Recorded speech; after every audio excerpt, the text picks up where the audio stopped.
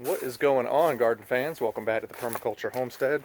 I've got a walk-in tour update for y'all, so if you're interested in sitting and hearing me ramble about what's growing on back here for 10 minutes, sit back and come check it out.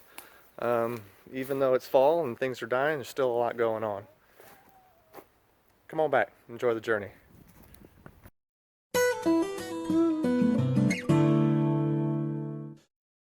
What is going on, garden fans? Welcome back to the Permaculture Homestead. Just wanted to do an unscripted walkabout garden tour with y'all today.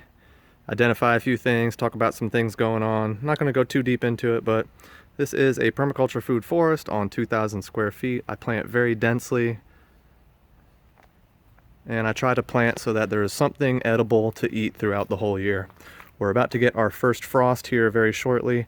I have a Zone 1 veggie garden right here on the back door, and I'm doing my best to spread the raspberries since they have been a pretty heavy producer for us.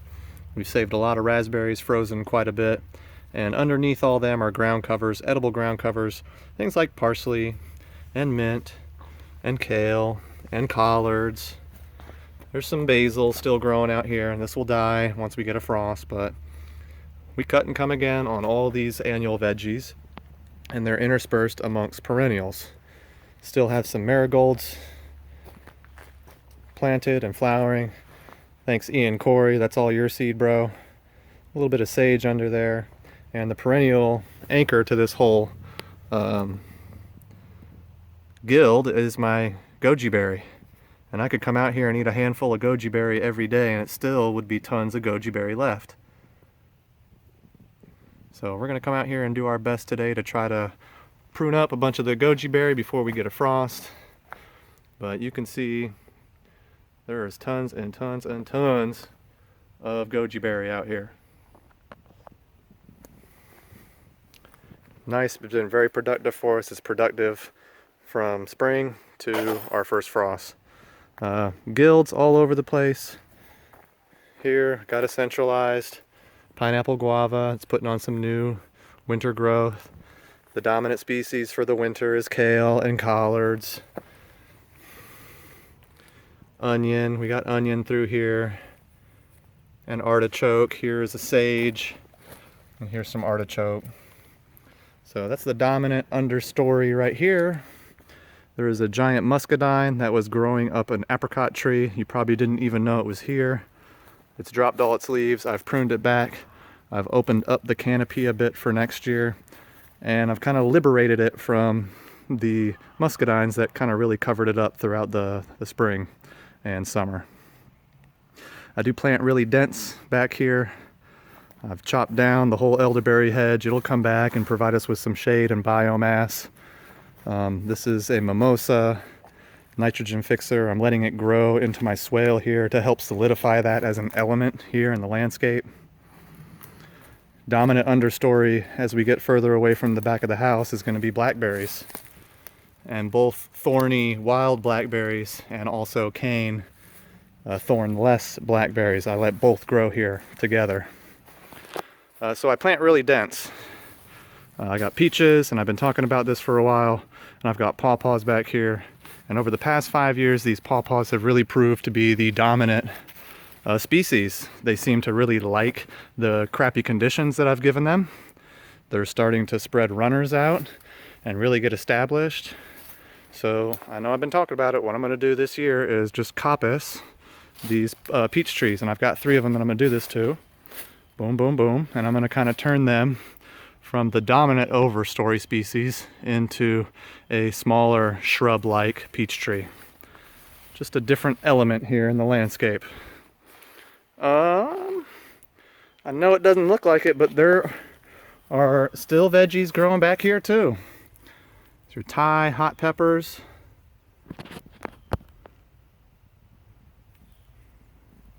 Come harvest those in just a moment. And there's basil going through here. Tansy I've been letting grow and spread. Amongst all the foods out here, I've got nitrogen fixing shrubs, Elaeagnus umbellata, gumi berry, silverberry, And then once again, like I said, I'm going to come out here, boom, boom, boom, chop this peach tree down. I've got this dominant understory growing, and it's things like catnip right here and comfrey. And then to even more, lesser degree, I've got lemon balm and mint. And these will grow all year for us. And anywhere that they're growing, here and here on these hugel mounds, I don't have any grass or weeds. Same story over here. But during the spring, I had these big patches of grass and weeds growing here, and it's because I didn't have any of the perennial ground covers growing. Something I'm going to be working to remedy as we go along here. I got 3 hugel lumps back here. You can kind of see the remnants. I'm using all the elderberry canes as building material, just really defining borders. These are 3 hugel lumps back here. There's wood core underneath all of this. And there's pomegranate and gummy growing back here. And I'm going to come through here later and just wood chip over everything. So nothing goes to waste. Everything goes back into the system. While I'm here, I've got some sumac that once it hits a frost, what I'll do is come out here and harvest the droop off of this and put those into a big jug of water and turn it into a nice lemonade, a wild tasting pink lemonade. So while I've been waiting for things like my mulberries and my pawpaws to grow up, peaches were the dominant overstory and they had their opportunity to live, but they hadn't really been a big producers for me. So I'm chopping them all down, coppicing them, turning them into shrubs, and they'll be shrubs for trees like this mulberry, which is growing. Fig, got a fig right next to this mulberry as well. Gotten about 6 feet tall at this point in the game.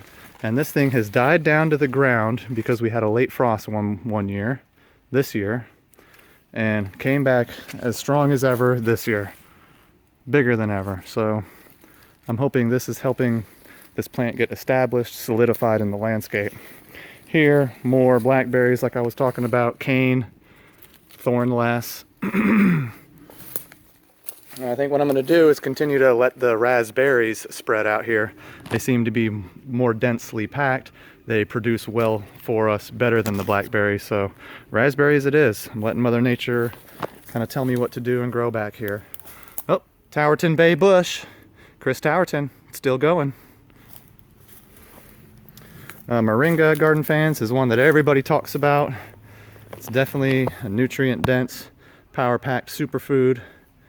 I'm going to chop this down, let it dry. I do eat it fresh, but we also eat it dry. Fresh, I'll stick it in a salad with kale and weeds. Eat the weeds. Weeds are good for you. All the gummyberry, the Elaeagnus that I planted, have gotten pretty tall. I'm going to keep them all about 6 foot, shrub-like, and that's going to be their place in the landscape as nitrogen fixing, chop and drop building materials. Here's another one. Here's another one. Chickens are doing well. They're great workers. They work hard. I let them out here sometimes. They help break pest cycle. They help fertilize. They help clear the land, as you can see. And they're doing a good job fertilizing these plum trees. Once again, I plant very densely, garden fans. As soon as we get our first frost, I'm going to come through here and kind of open up the canopy on both of these trees. And just try not to let any of these branches kiss so much. I like that they're sharing a canopy. It helps with cross-pollination, but I'm just going to clean it up a bit for them. Anyway, I don't want to keep you all out here forever. Thanks for coming back, checking out my little food forest back here in the suburbs. There's so much going on and so many systems stacked on top of each other here. It's hard to really describe and talk about each one of them individually. If you have any questions about anything going on, just ask. We appreciate y'all watching, as always. Please like, share, and subscribe, as always. And God bless, as always.